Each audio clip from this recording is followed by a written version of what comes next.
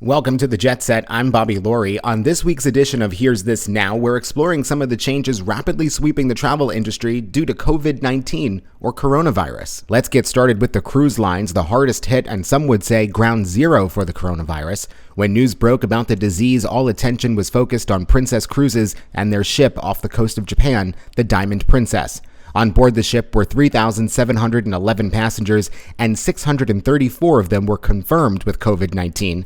The ship was kept off the coast until staff ashore could develop a plan for the ship to dock, and its arrival was greeted by Jan Swartz, the president of Princess Cruises, who later described the cruise line's plans to handle the outbreak. In the interest of doing what's right and upholding our core values, I regretfully am announcing a 60-day pause of our Princess global ship operations.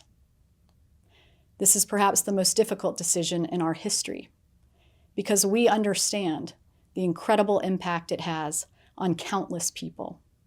Our guests, our 35,000 teammates, our over 100,000 travel advisors and business partners, and all the destinations we visit, all of whom we consider to be part of our global family.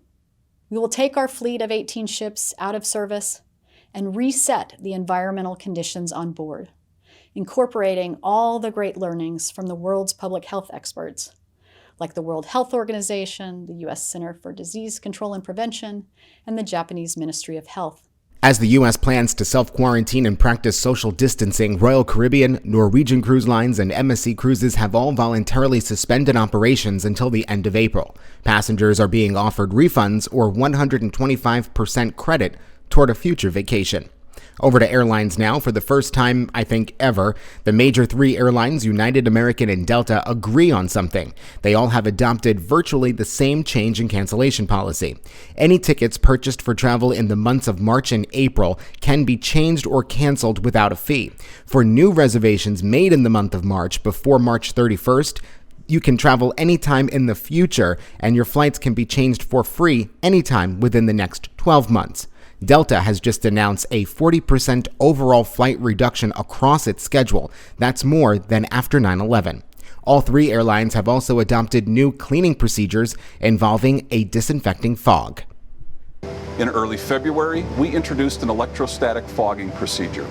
Using fogging machines, our team sanitized the aircraft cabin with a high-grade, EPA-registered disinfectant that sticks to cabin surfaces.